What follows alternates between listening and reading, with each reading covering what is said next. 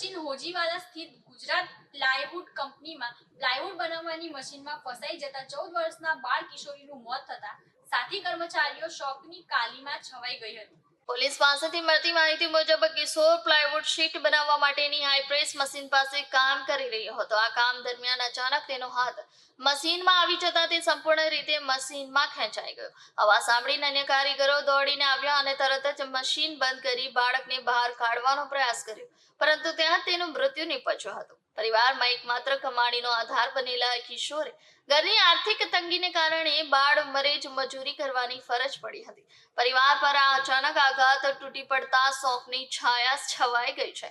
કિશોર નાબાલિગ હોવા છતાં ફેક્ટરીમાં મજૂરી કરવામાં આવી રહી હતી તેવું પ્રાથમિક તપાસમાં સામે આવ્યું છે। આ ઘટનાની જાણ થતાં જ સચિન પોલીસ સ્થળ પર પહોંચી હતી અને ગુનો નોંધી વધુ કાર્યવાહી શરૂ કરી છે। આ ઘટનાએ ફરી એકવાર બાળ મજૂરી અને ઉદ્યોગ વિસ્તારમાં સુરક્ષા व्यवस्था अंगे गंभीर प्रश्नों उभा કર્યા છે।